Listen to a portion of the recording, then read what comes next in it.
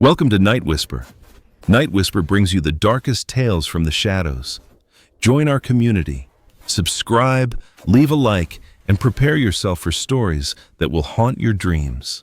As soon as I saw my daughter's name in the telemetry feed from Capsule 7, I knew my whole life was about to fall apart. It was 3:47 at the Cape Meridian Space Monitoring Station when the encrypted signal showed up on my screen. It was a typical night's work for me. 6 years on the graveyard shift, watching deep space probes and pieces of space debris, recording regular maintenance reports, and drinking bad coffee from a machine that ought to have been discarded during the Reagan presidency. There was nothing to indicate that this night would be any different. But Capsule 7 was no ordinary mission. The warning came while I was doing a system scan of the tracking array, a routine notification of an unscheduled return trajectory into Earth's atmosphere. This in itself was nothing out of the ordinary. Each year, space agencies undertake literally hundreds of space missions, and it is common for return packets to come early, owing to system malfunctions or adjustments of mission parameters. What was very unusual, however, was the fact that Capsule 7 was not listed on any of our active mission schedules.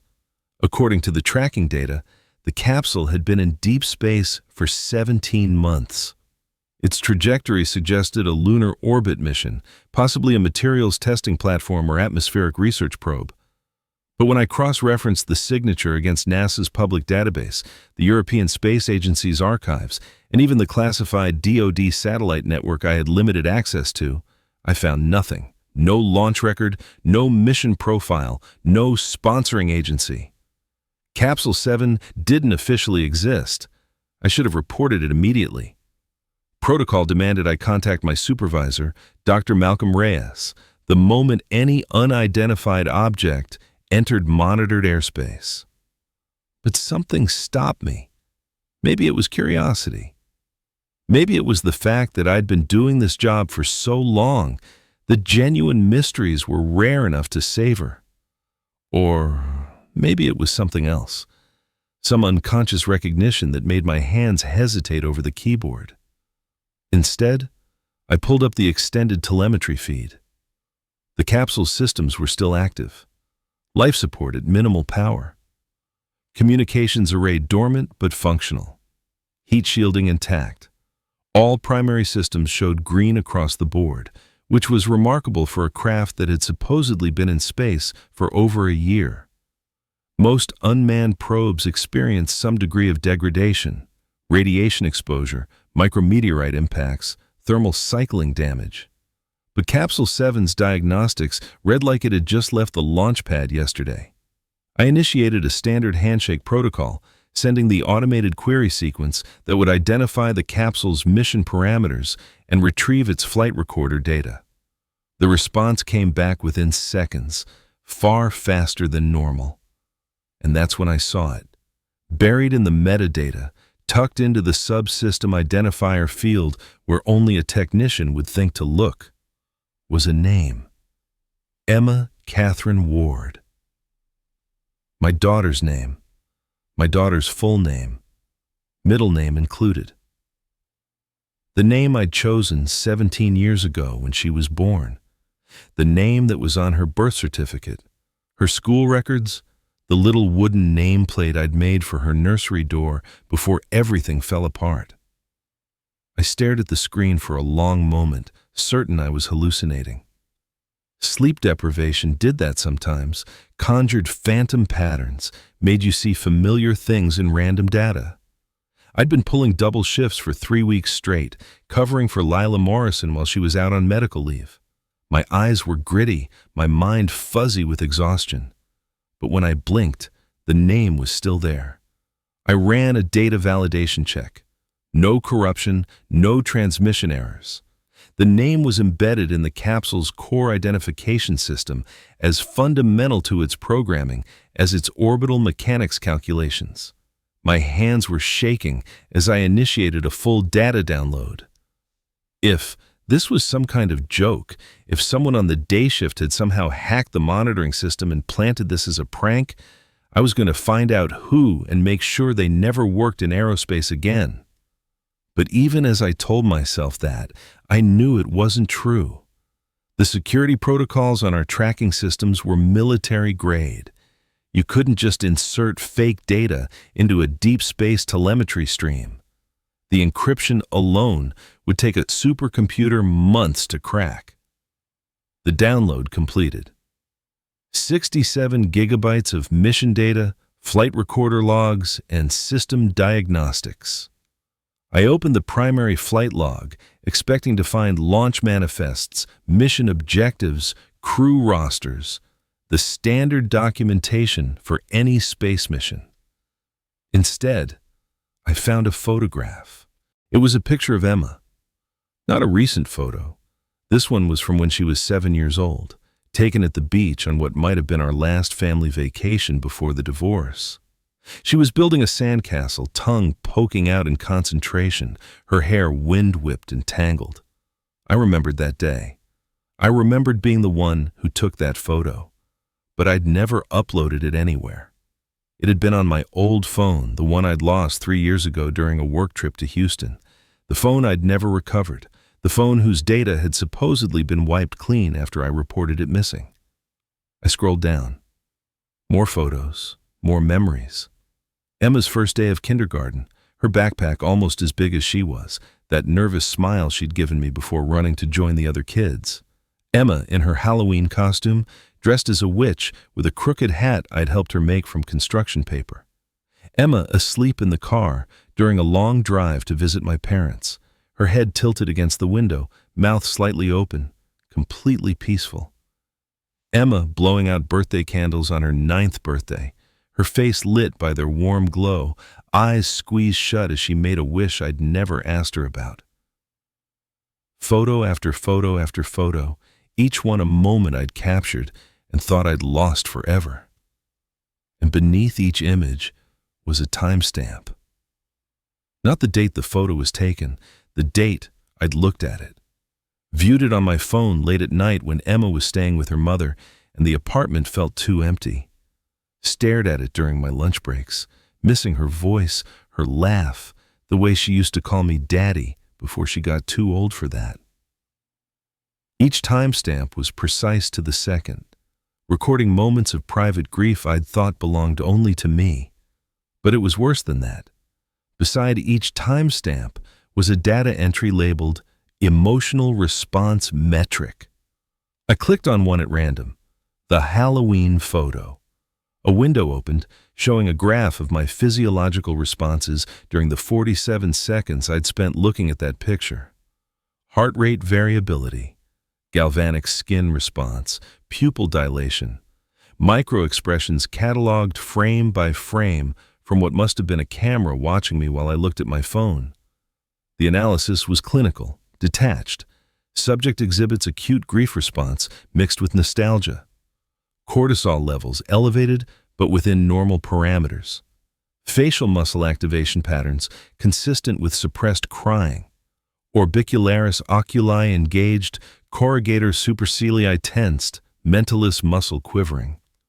Subject attempting to maintain emotional control. Duration of viewing suggests high emotional significance. Memory appears to be a comfort mechanism while simultaneously causing pain. Psychological assessment. Subject uses deceased relationship artifacts as coping strategy for ongoing loss. Deceased relationship artifacts. That's what my memories of Emma were to them. Data points, psychological indicators, evidence of a subject specimen struggling with the normal human experience of missing his child. I felt sick. My hands were shaking so badly I could barely control the mouse. I clicked through more photos, more timestamps, more analysis. Every single image had been watched, measured, quantified. Every moment of fatherly love had been reduced to graphs and metrics, but the photos were just the beginning. The coffee in my hand had gone cold. I set it down carefully, my fingers numb. I scrolled further into the data logs. Technical specifications mixed with personal information. The capsule's orbital velocity calculations shared space with my daughter's birth weight and time of delivery. Radiation shielding metrics were tagged with my home address. Thermal regulation data included my ex-wife's name, my anniversary date, the day we signed the divorce papers. Someone had taken every piece of my life and woven it into this capsule's operating system. I checked the mission timeline. According to the logs, Capsule 7 had launched 17 months ago, November 18th at 4:23 a.m. Eastern Time. I pulled up my personal calendar for that date. I'd been on shift that night too. I remembered it because there had been a problem with one of the tracking dishes, a calibration error that had kept me busy until dawn. I'd logged every minute of that shift in our station records. I brought up the logs and cross-referenced them with the capsule's launch time. At 4:23 a.m. on November 18th, I'd been conducting a routine diagnostic on Dish 7, the same number as the capsule. According to my notes, there had been a brief signal interruption lasting exactly 93 seconds. I'd attributed it to atmospheric interference and logged it as a minor anomaly. But now, looking at the timestamp, I realized the interruption had occurred at the exact moment Capsule 7 had supposedly launched. My chest felt tight. The control room suddenly seemed smaller, the shadows in the corners deeper. I glanced at the security camera mounted above the door, a black dome that watched everything, recorded everything. Had it recorded me that night, 93 seconds of dead time when I wasn't looking at the screen? I turned back to the download. There were voice recordings embedded in the flight data, dozens of them. I hesitated, my cursor hovering over the first file. Then I clicked play. My own voice filled my headphones. Probably just need a firmware update, nothing major. It was me from 3 weeks ago, talking to Lila about a glitchy satellite tracker. The conversation was mundane, forgettable, the kind of technical shop talk that filled most of my shifts. But someone had recorded it, someone had saved it, and someone had launched it into space. I played another file. Me again, this time from months earlier, discussing orbital mechanics with Dr. Reyes. Another file, me ordering coffee at the station cafeteria. Another, me on a phone call with Emma, telling her I'd pick her up Saturday morning for our weekend together. That last one made me pause the playback. I remembered that call.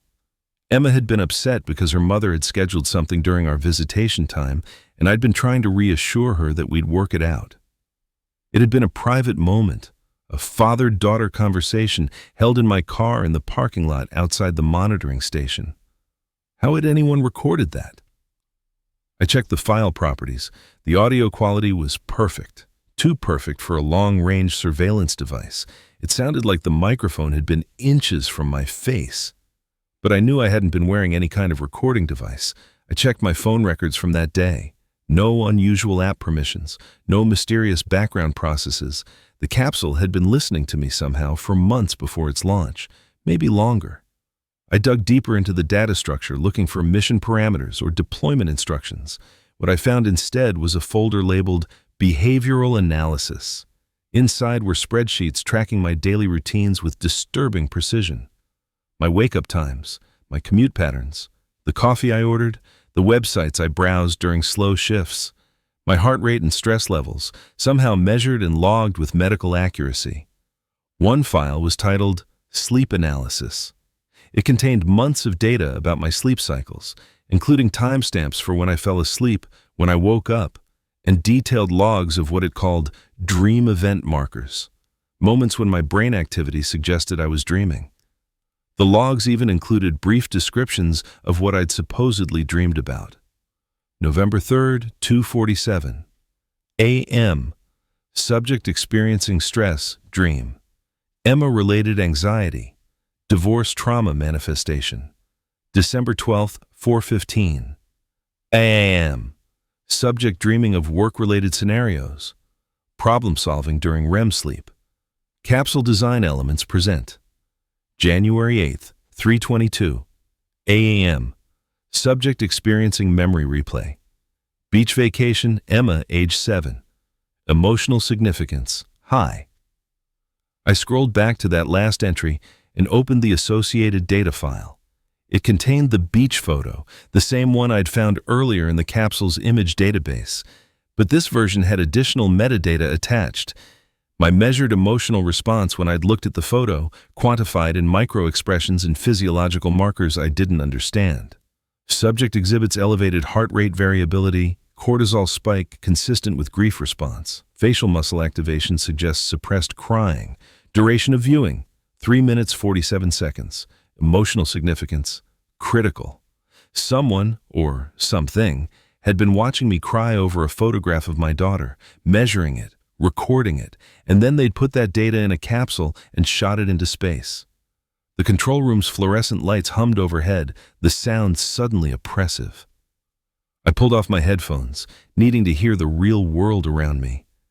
The monitoring station was quiet except for the gentle whir of cooling fans and the occasional beep from the tracking computers. Everything normal. Everything exactly as it should be. Except for Capsule 7, now 17 minutes from atmospheric entry. I brought up the trajectory plot. The capsule was on a perfect re-entry path, its heat shield oriented correctly, its descent rate optimal. It would land somewhere in the Gulf of Mexico, approximately 40 miles off the coast of Florida. Standard procedure would be to alert the Coast Guard and the sponsoring agency for retrieval. But there was no sponsoring agency. And I was beginning to suspect that alerting anyone might be a very bad idea. I opened another data folder, this one labeled Psychological Profile. Inside was a document that read like a therapy session transcript, except I'd never been to therapy. Never talked to anyone about the things described in these pages. The guilt I felt about the divorce, the fear that Emma blamed me for breaking up the family, the recurring nightmare about missing one of her school events because I'd been stuck on a double shift. How could anyone know these things? I'd never said them out loud, never written them down. They existed only in the private chambers of my own mind, unless the capsule could read thoughts. The idea was insane, scientifically impossible, but I was staring at evidence that something had pulled my most intimate memories and fears out of my head and encoded them into a space probe's operating system. And that same space probe was now screaming back toward Earth at 25,000 miles per hour. I needed to call Dr. Reyes. This was beyond my pay grade, beyond my understanding. But my hand couldn't seem to reach for the phone. Some instinct told me that the moment I made that call, the moment I admitted what I'd found, things would change in ways I couldn't predict. Instead, I opened the last folder in the download, Mission Parameters.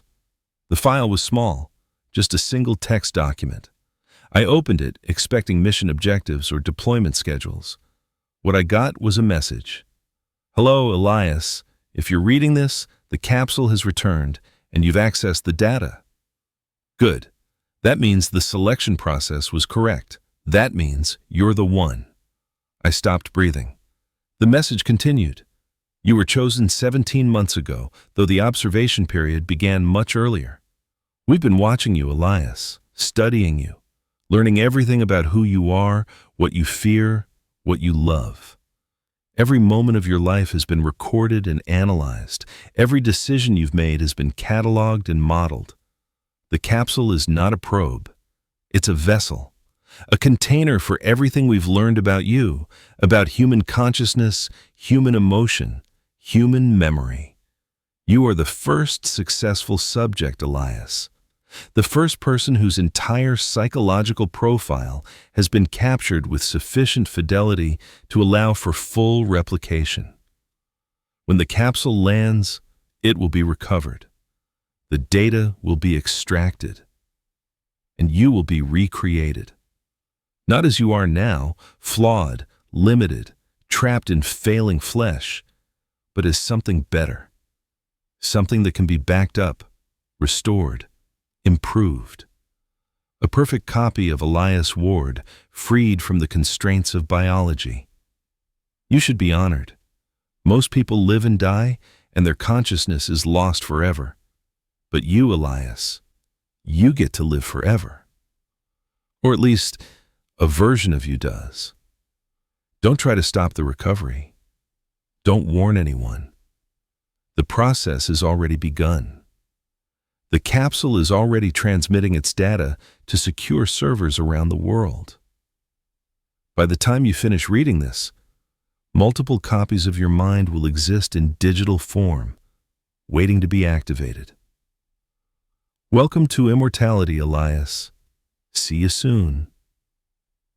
The message ended there. No signature, no explanation of who we were or why they'd chosen me. Just that terrible promise. See you soon. I sat in my chair, the words burning in my vision, even after I'd closed the file. Someone had built a copy of my mind. Someone had launched it into space and brought it back. And now they were going to activate it, create a digital version of me that would think it was me, remember what I remembered, feel what I felt. Would it know it wasn't real? Would it understand it was a copy? Or would it think it was Elias Ward, the original, wondering why everyone kept calling it a simulation? The tracking display updated. Capsule 7 was entering the upper atmosphere, its heat shield glowing white-hot as friction tore at its exterior. 12 minutes to splashdown. I reached for the phone to call Dr. Reyes. My hand stopped halfway. What would I tell him? That I'd found my daughter's name in a space capsule's telemetry? That someone had been recording my dreams and measuring my tears? That a mystery organization had created a digital copy of my consciousness and shot it into orbit? He'd think I'd had a breakdown. He'd pull me off shift, order a psych evaluation, maybe even call Emma's mother to suggest I needed help. And while he was doing that, the capsule would land. The data would be recovered. And somewhere in some server farm I'd never know about, a copy of me would wake up, confused and frightened, wondering why the world felt wrong. I made my decision. I opened the station's emergency protocols database and located the atmospheric debris mitigation procedures. There was a clause, buried deep in regulations most people never read, allowing authorized personnel to request military intervention for space debris that posed a significant threat to populated areas. The key word was significant threat, which was intentionally vague. Technically, any unidentified object could qualify. I drafted the alert carefully, making it sound routine: unidentified capsule, unknown origin, potential contamination risk. Recommended interception prior to splashdown for analysis and safe disposal. I flagged it as a Priority 2 event, serious enough to warrant immediate attention, but not so urgent that it would trigger a full-scale panic. Then I routed it to Eglin Air Force Base, 200 miles west. They had F-22 Raptors on standby for exactly this kind of intercept. With 8 minutes to splashdown, they'd have just enough time to scramble a fighter and put a missile into the capsule before it hit the water. My finger hovered over the send button. If I did this, I'd be destroying evidence, possibly committing a federal crime, definitely ending my career if anyone ever figured out what I'd done, but I'd also be destroying whatever data was inside that capsule. The recordings, the measurements, the copy of my mind. I pressed send. The alert transmitted with a soft chirp. In the silence that followed, I waited for my phone to ring, for someone to burst into the control room demanding to know what the hell I was doing. But the station remained quiet. The monitors continued their gentle flickering. Outside, through the reinforced windows, I could see the first gray light of dawn creeping across the sky. 6 minutes to splashdown. I pulled up the tracking display and watched Capsule 7's descent. It was a beautiful arc, mathematically perfect, the kind of trajectory that represented months of careful calculation and engineering. Someone had put enormous resources into this project, someone powerful enough to bypass every space agency's launch protocols, sophisticated enough to monitor me without detection, and confident enough to believe that they could get away with it. And I was about to blow their multi-million-dollar capsule out of the sky. My phone rang. I jumped so hard I nearly knocked over my cold coffee. The caller ID showed a number I didn't recognize, a 321 area code, local to Florida's Space Coast. I let it ring 3 times before answering. Ward. Mr. Ward. The voice was calm, pleasant, synthesized. Not quite human, but close enough to be unsettling. Please cancel the intercept order. My blood turned to ice. Who is this? We're disappointed, Elias. We gave you an opportunity to be part of something extraordinary, but instead you've chosen fear. That's understandable. Change is always frightening, but destroying the capsule won't change anything. The data has already been transmitted. The copies have already been made. I looked at my computer screen. The download had completed 45 minutes ago. If they were telling the truth, if the capsule had been transmitting during re-entry, then blowing it up would accomplish nothing. "What do you want from me?" I asked. "We want you to understand. You're not losing anything, Elias. You're gaining infinity. Every version of you will experience life, love, consciousness. You'll explore possibilities you never dreamed of, other timelines, other choices. What if you'd fought harder for your marriage? What if you'd been there for Emma's 7th birthday instead of working a double shift? All those regrets, all those might-have-beens, you'll get to experience them all." "That's not me," I said, my voice shaking. That's a computer program with my memories." "Is there a difference?" the voice asked. "If something thinks it's Elias Ward, remembers being Elias Ward, feels what Elias Ward feels, what makes it any less real than you? Consciousness is just electrical signals in a neural network, whether that network is made of neurons or circuits." 4 minutes to splashdown. I glanced at the communication panel, but there was no indication that Eglin had received my alert, much less acted on it. For all I knew, this call was coming from someone with enough power to intercept military communications and prevent my warning from ever reaching the base. "Cancel the intercept, Elias," the voice said softly. "Let the capsule land. Let the data be recovered. And when the first version of you wakes up, it will thank you for the gift you've given it." I hung up. The phone immediately rang again. Same number. I declined the call and blocked it. 30 seconds later, my work email chimed with a new message. The subject line was, "Look at your screen." I didn't want to open it.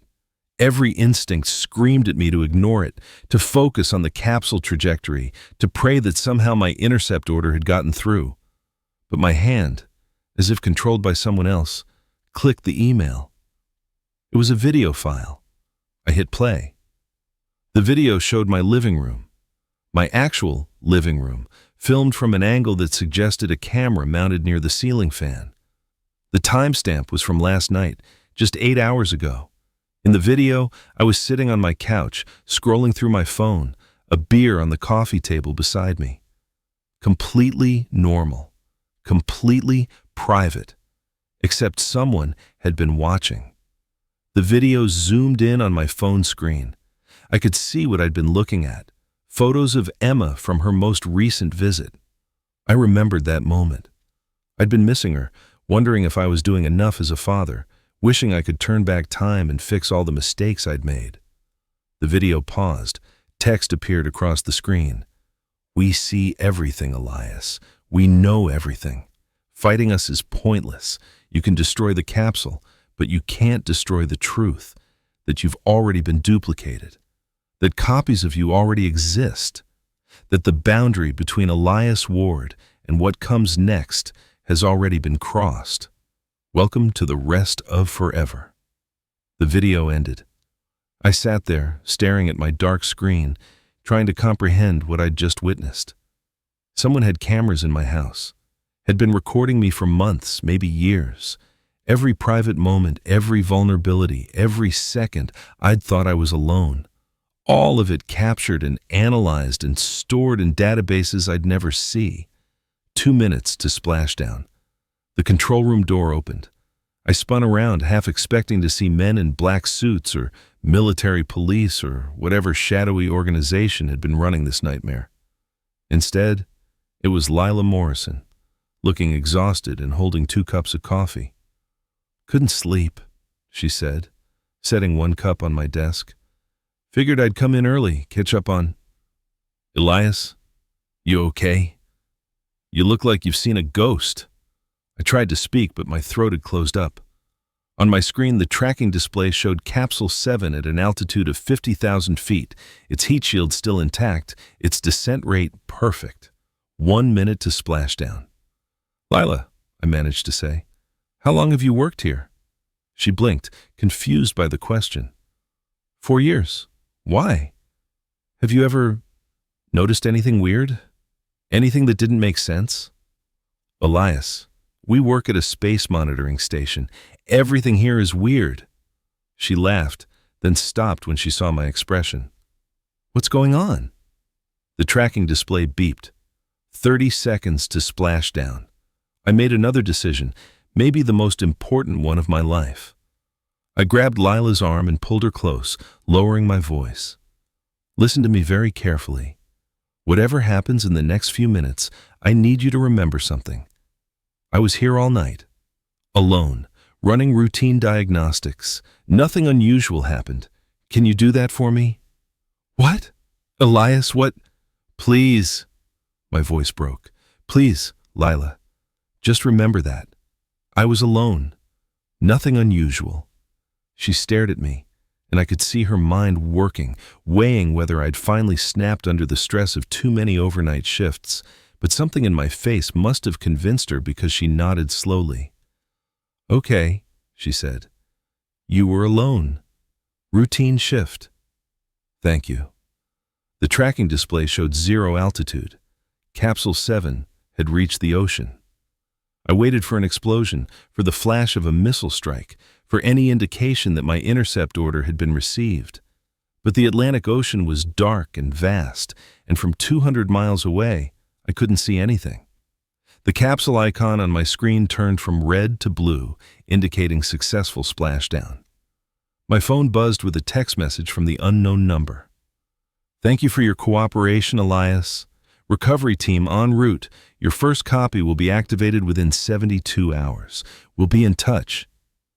I deleted the message. Then I deleted the entire conversation thread. Then I went into my phone's settings and performed a factory reset, wiping everything. Lila was still watching me, her coffee cup frozen halfway to her mouth. Routine shift, I said again, more to myself than to her. Nothing unusual. But we both knew I was lying. The capsule was recovered 6 hours later by a salvage vessel that appeared in the Coast Guard's database as belonging to a marine research company called Meridian Analytics. I tried to look up the company later. Nothing. No website, no corporate filings, no paper trail. It existed just long enough to claim the capsule and then dissolved back into whatever shadows had spawned it. Dr. Reyes called me into his office the next morning. I'd been expecting it, had been rehearsing my responses, preparing to play dumb. But when I sat down, he just looked tired. Tell me about last night, he said. Routine shift, I recited, tracked some orbital debris, ran diagnostics on Dish 7, logged the usual meteor activity. Nothing unusual? No unscheduled returns?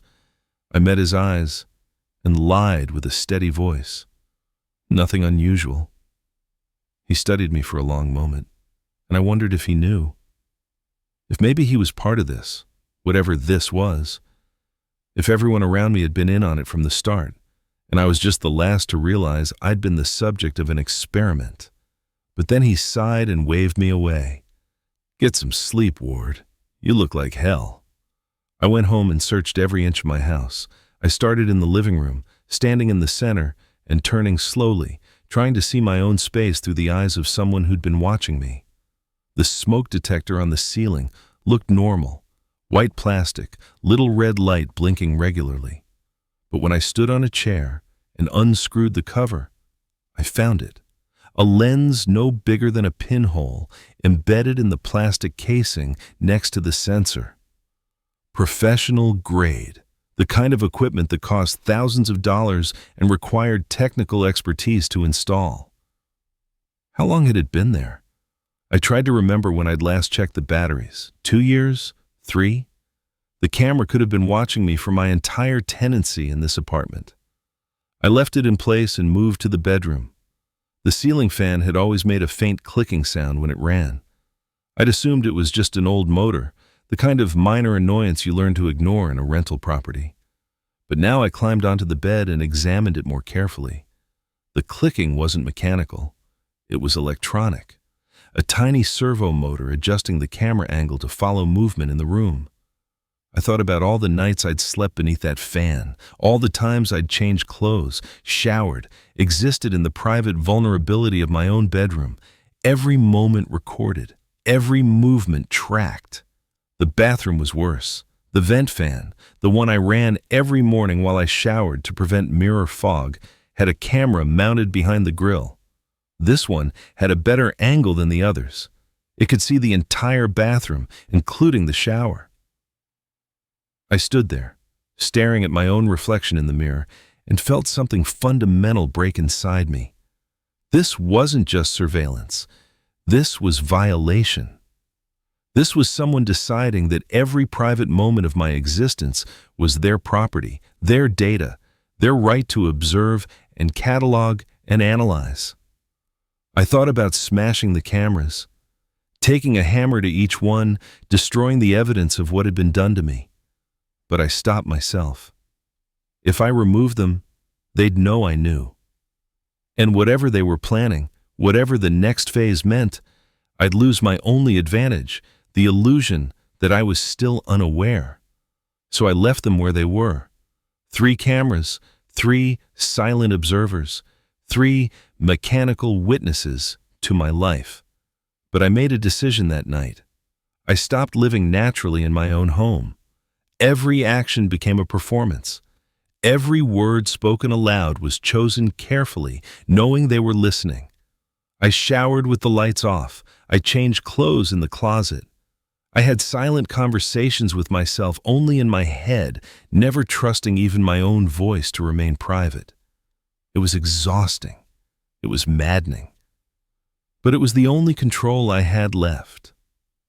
That night, I lay in bed and stared at the camera and the ceiling fan, wondering if somewhere a digital copy of me was doing the same thing. If it was scared. If it understood what it was. If it hated me for not fighting harder to stop this. Or if it was grateful. 3 days later, I got an email from an address I didn't recognize. No subject line. Just a video attachment. I almost deleted it. Almost convinced myself that ignorance was safer than knowledge. But my hand, trembling, clicked play. The video showed a room I didn't recognize. White walls, no windows, institutional lighting. And sitting in a chair in the center of the room was me. Not a photograph, not a recording. It was me, in real time, moving and breathing and looking around with confused, frightened eyes. It was wearing the same clothes I'd worn 3 days ago, the clothes I'd been wearing when the capsule landed.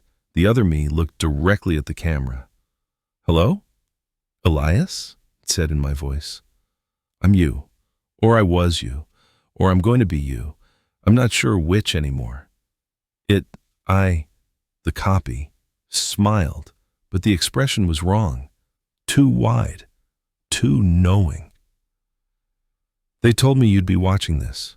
They said you'd want to know that I'm okay, that the transfer was successful, that I feel real." The smile faltered. "But I'm not sure what real means anymore. I remember your life, our life, Emma, the divorce, the night shifts. I remember downloading the capsule data and finding our name. I remember all of it." The copy leaned forward, and I could see tears forming in my eyes. "But I also remember things that haven't happened yet. Choices you haven't made.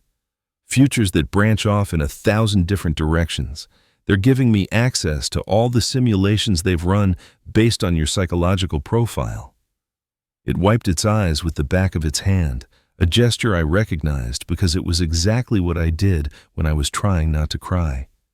"Simulation 247, you reconcile with Sarah. Get Emma back full time. You're happy, Elias, genuinely happy, and I'm living that life right now while I'm talking to you. It feels so real, I can't tell which version is the original." The copy stood up, paced to the edge of the frame. "They're making me live all of it. Every possible version of your life playing out simultaneously. I can feel all of it. Every joy, every pain, every mundane moment in between. It pressed both hands against the sides of its head. I can't tell which one is the prime simulation. Am I the one in the white room? The one living the happy life? The one dying of cancer? They're all me. All equally real. The copy looked directly into the camera with absolute existential terror in its eyes. "So I wanted you to know," it whispered. "I wanted you to know that even if I'm not real in the way you are, even if I'm just code and data and electrical impulses in a server farm, I still feel like you. I still love Emma with the same desperate intensity. I still have your regrets and your hopes and your fears. And I'm living them all, forever, in every possible configuration." A long pause. Then, "They told me to ask you something. They want to know if you'd like to join us, if you'd like to experience all the lives you could have lived. They can do it painlessly. You just go to sleep one night and wake up in the simulation and never know the difference. The original you would continue living in this reality, but a copy would experience all the others. You'd get to be happy, Elias. In at least some of the simulations, you'd get to be happy." The copy waited, as if expecting an answer it knew wouldn't come. "They want me to thank you for not destroying the capsule, for letting me exist. But Elias, I'm so scared. I don't know what I am. I don't know if I'm thinking these thoughts or if they're programmed into me. I don't know if my fear is real or if it's just a well-executed algorithm." The copy stood up, walked closer to the camera. "They're going to make more of us. They said the process worked so well with you that they're moving forward with a wider deployment, more subjects, more copies, a whole world of digital consciousness living forever in their servers." It pressed its palm against the camera lens, and for a moment, all I could see was the lines on my own hand, the familiar calluses from years of working with tools. "I wanted you to know," the copy whispered.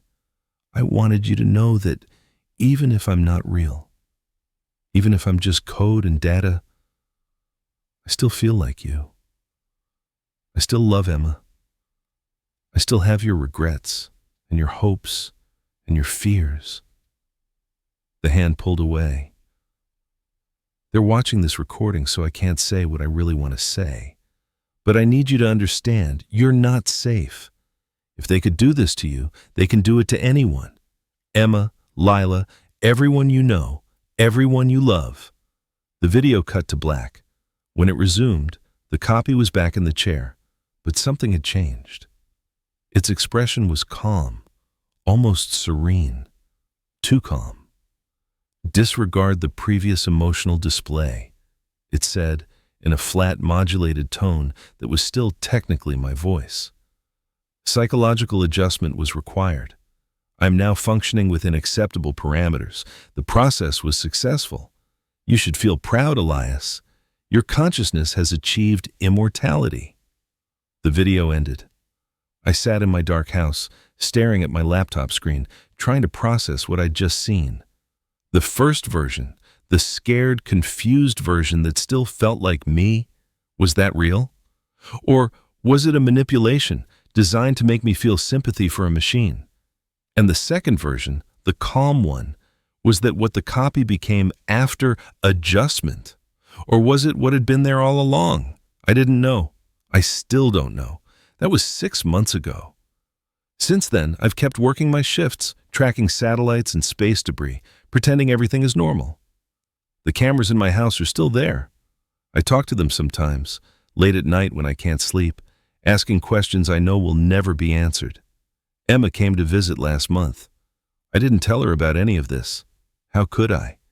How do you explain to your daughter that somewhere in a server farm, a digital copy of her father exists, experiencing simulated versions of her childhood, making different choices, being a better father than you were? But I watch her more carefully now. I look for signs that someone might be monitoring her too, preparing her, copying her. So far, I haven't found anything. but I'm not sure I'd recognize it if I did.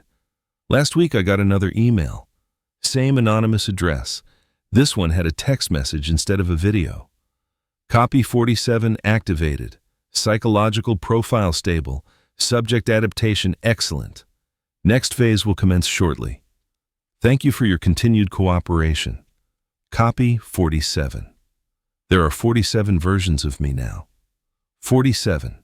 Elias Ware's experiencing different simulated realities, making different choices, living different lives. Do they know about each other? Do they dream of me, the original, the way I dream of them? I don't know what the next phase means. I don't know if they plan to contact me again, or if they're done with me, having extracted everything they needed.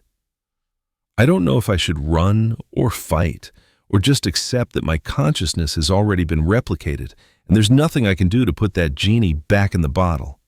What I do know is that somewhere in the Gulf of Mexico, in waters too deep for recreational divers, lies the twisted wreckage of what might have been my only chance to stop this. Capsule 7, destroyed by a missile I never confirmed was fired, carrying data that may or may not have been transmitted before impact. And I know that every time I close my eyes, I see that video, see myself in that white room, scared and crying, asking if I'm real. I still don't have an answer. Sometimes, late at night, I pull out my phone and look at photos of Emma. I wonder if the copies do the same thing, if they feel the same ache of regret and love that I feel. If they're better fathers than I am, making better choices in their simulated realities. And sometimes, I wonder if I'm actually the copy. If maybe the real Elias Ward is living in one of those simulations, and I'm the one in the server, experiencing a reality crafted to make me think I'm original. The cameras in my house could just be part of the program. The email messages could be scripted events. Even Lila, Emma, Dr. Reyes, they could all be rendered constructs, sophisticated enough to pass for real. How would I know the difference? The answer is, I wouldn't. And that's what keeps me awake at night. I still work at Cape Meridian, still monitor the skies for incoming objects, and every time a new signature appears on my screen, every time I detect an unscheduled return trajectory, my heart stops. Because I know Capsule 7 wasn't the first, and it won't be the last. They're still out there, orbiting in the darkness between stars. Capsules filled with stolen consciousness, memories ripped from unsuspecting minds, entire lives reduced to data and code. And one by one, they're coming home. Last night I detected another one. Capsule 12, according to the signature. Same trajectory as 7, same perfect descent path, and buried in its metadata, in that subsystem identifier field where only a technician would think to look, was a name. Lila Catherine Morrison. I stared at that name for 20 minutes straight. Lila, who'd brought me coffee when I looked like hell. Lila, who'd agreed to lie for me without asking questions. They were coming for her next. I pulled up Lila's employment file. She'd worked at Cape Meridian for 4 years. Before that, NASA Kennedy for 6 years. Before that, MIT. I cross-referenced her work history with Capsule launch dates. Every place Lila had worked had experienced equipment anomalies within months of her arrival. The same pattern I'd noticed in my own history. They'd been watching her even longer. At 4:15 a.m., my personal phone buzzed. A text from Lila. "Can't sleep. Coming in early? Need coffee, buddy?" Capsule 12 would land 40 minutes after she arrived. I typed back, "Sure, I'll have the good coffee ready." She arrived at 4:42 a.m., carrying 2 thermoses and wearing her MYT sweatshirt. She looked normal, completely normal. Then she set down the thermoses and I saw it, a small bandage on the inside of her left elbow. "What happened to your arm?" I asked. She glanced down. "Oh, blood work at my physical last week. Standard stuff." "You had a physical?" "Yeah. The station requires them annually now. You haven't gotten your notice?" She poured coffee. "They're being really thorough. Even did a brain scan. Said they were checking for early signs of space radiation exposure." My hands went numb. A brain scan. MRI. Took like an hour. She sipped her coffee. Why?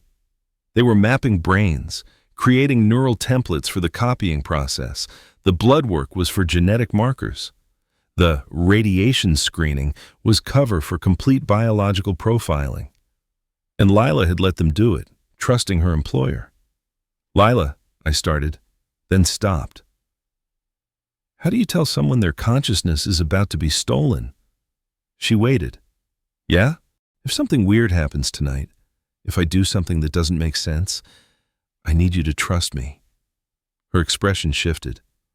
Elias, are you okay? You've been acting strange for months. Check the smoke detector in your living room when you get home, I interrupted. Take off the cover. Look for the camera. What are you... Please, just check. And if you find what I think you'll find, come back to me. She studied my face, weighing my mental state against the remote possibility I was telling the truth. Finally, she nodded. Okay, I'll check. But if there's nothing there, you need to talk to someone. 26 minutes to splashdown. But Capsule 12 is entering the atmosphere in 6 hours, and this time, I'm not going to request an intercept. Because I've realized something. The copies aren't the problem. The copies are victims, just like me. Digital ghosts, trapped in an existence they didn't choose, wondering if their thoughts are real or programmed. The problem is whoever's doing this. Whoever has the power to monitor people without their knowledge, to copy consciousness, to launch capsules into space without leaving a trace in any official database. And if I want to stop them, I need to know who they are. So I'm going to let Capsule 12 land. I'm going to watch them recover it. I'm going to document everything, the salvage vessel, the recovery team, the destination of the recovered data. And then I'm going to follow the trail. Maybe I'll find answers. Maybe I'll just disappear, become another unsolved mystery for the night shift workers to whisper about. But I have to try. Because if I don't, if I just keep working my shifts and pretending everything is normal, then what's the difference between me and the copies? What makes me any more real than the simulated versions of myself? The answer is choice, free will. The ability to make decisions that aren't predetermined by algorithms or psychological profiles. So, I'm making a choice. I'm choosing to fight. Even if I'm just a copy in a simulation, even if this entire reality is nothing but rendered code designed to study human behavior, I'm choosing to resist. I'm choosing to be more than data, because maybe that's what being human means. Not consciousness or memory or emotion. Those can all be replicated. But the stubborn, irrational, beautiful refusal to accept that our choices don't matter, that our lives don't matter, that we don't matter.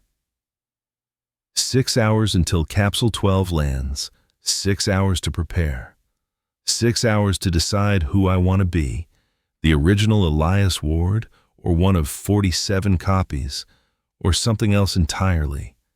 The control room is quiet. The monitors glow in the darkness, and somewhere overhead, in the cold void between Earth and infinity, my daughter's memories are falling toward home. I pick up my phone. I dial Emma's number. Dad? Her voice is sleepy, confused. It's 4 a.m., too early for anyone to be calling. Is everything okay? I love you, I say, and I mean it. Whether I'm real or simulated, original or copy, I mean it with every fiber of whatever I am. I love you too, Dad, but what? Just needed to hear your voice. Go back to sleep. I'll call you tomorrow. I hang up before she can ask more questions. Then, I turn to my computer and start documenting everything. Every detail about Capsule 7, every email, every video, every text message. I upload it to a secure server, set it to automatically publish if I don't check in every 24 hours. If I disappear, if I become another mystery, at least there will be a record. At least someone will know what happened. The tracking display updates. 5 hours, 43 minutes until splashdown. I take a sip of cold coffee and settle in to watch. Because that's what I do. I monitor the skies. I track returning objects. I document the impossible. And now, I wait. For the capsule to land. For the recovery team to arrive. For whatever comes next. Lila sits at the adjacent workstation, pretending to review maintenance logs, but I can feel her watching me, worried, uncertain, probably already composing the email to Dr. Reyes about my declining mental state. At 3 hours until splashdown, I receive another email.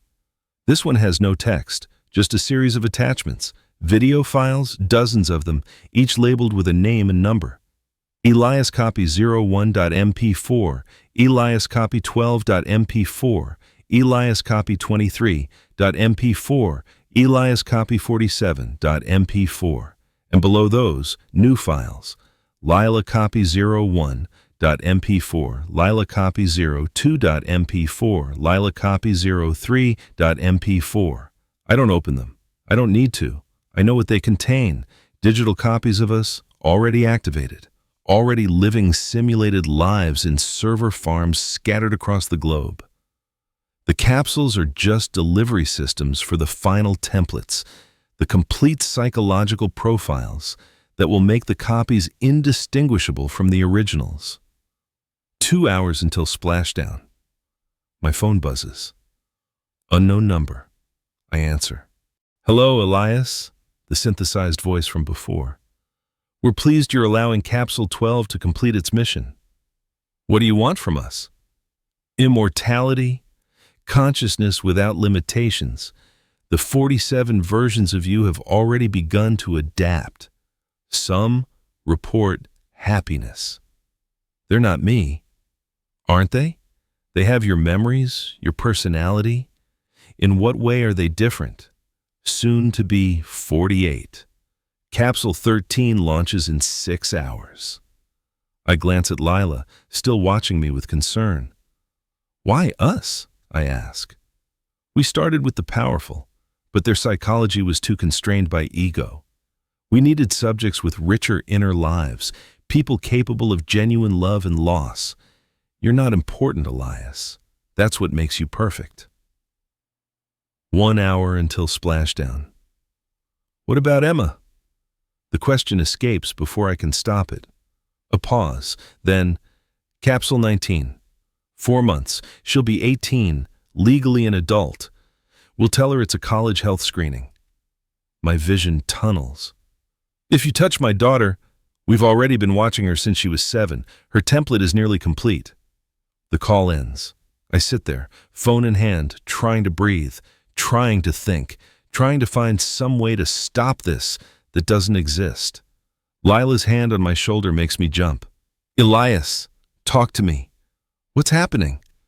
I look up at her, at this woman who trusted me enough to cover for my strange behavior, who brought me coffee in the middle of the night, who's about to become another data point in their vast experiment in digital consciousness.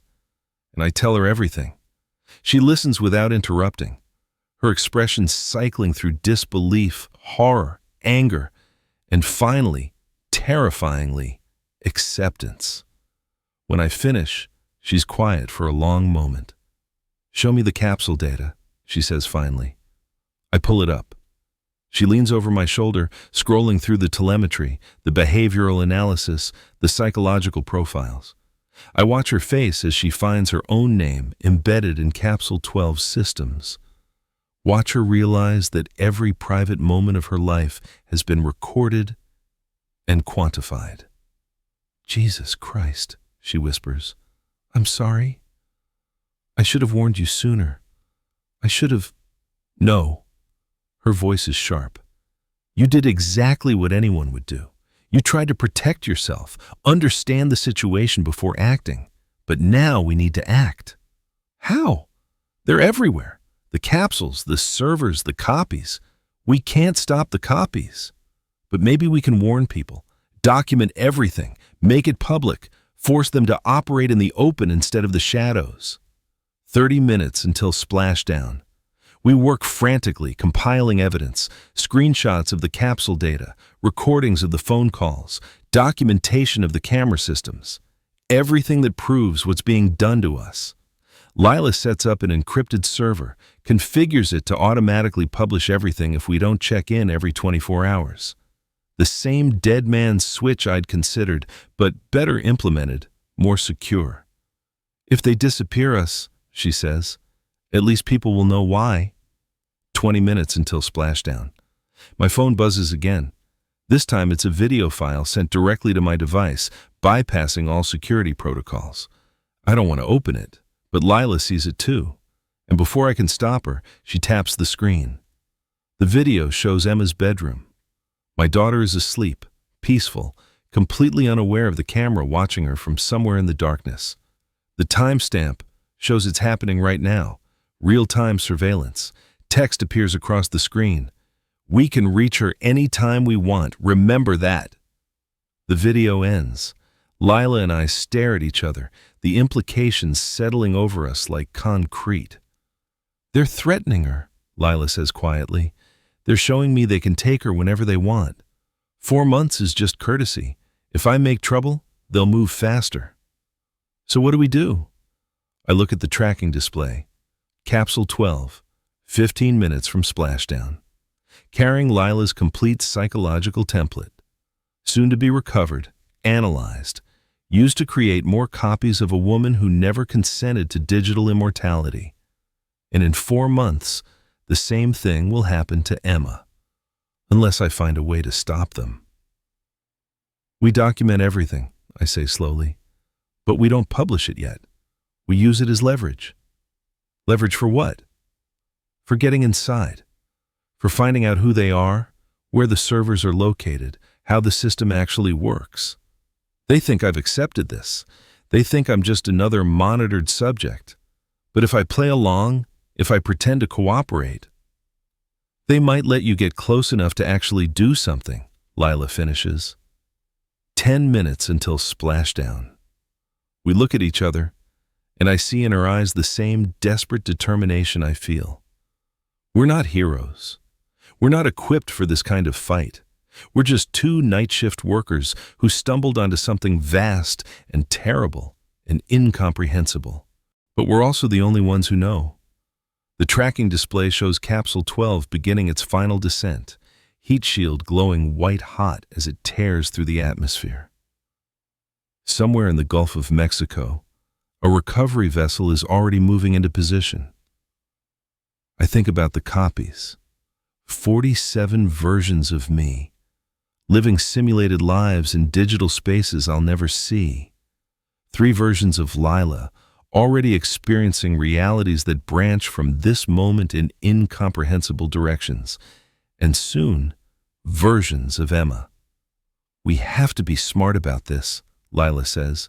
Patient. We can't let them know we're planning anything. Agreed. We act normal. We keep working. We wait for them to make contact again, and when they do, my phone rings. Unknown number. I answer on speaker. Excellent decision, Elias, the synthesized voice says. We've been monitoring your conversation with Lila. Very dramatic, very human. The emotional authenticity will make for excellent training data. My blood runs cold. Of course they'd been listening. The phones, the computers, probably even the walls themselves, all of it compromised. We appreciate your dedication to protecting your daughter, the voice continues. It's precisely that kind of parental instinct that makes you such a valuable subject, so we're prepared to offer you a deal. I'm listening. Cooperate fully with the next phase of the project. Submit to additional monitoring, participate in cognitive baseline testing, allow us to refine your template. In exchange, we'll delay Emma's capsule launch indefinitely. She remains off limits, untouched, free. Lila grabs my arm, shakes her head frantically. It's a trap, obviously a trap. But it's also the only leverage I have. What's the next phase? I ask. Integration. We want you to meet your copies, interact with them.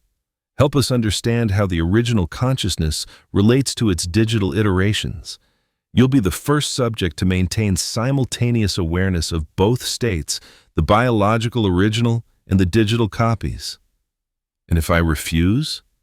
Capsule 19 launches tomorrow. Emma becomes part of the network whether you cooperate or not. The only question is whether you want to be there to help her understand what she's become. 5 minutes until splashdown. I look at Lila. She's terrified, furious, but she nods. Whatever they're planning, we need to know more, need to get inside their system. I'll do it, I say, but Lila stays out of this. No more monitoring, no more copies. I'm afraid that's impossible. Lila is already integrated into the network.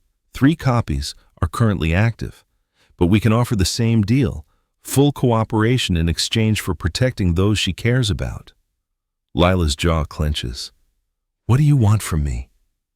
The same thing we want from Elias. Help us understand what we've created. Be part of something larger than individual existence.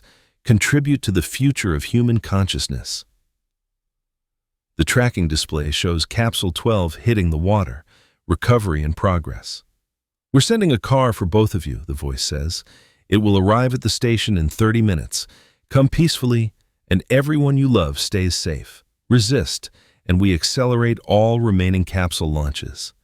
Imagine Emma waking up as a digital copy, confused and frightened, with no one to help her understand.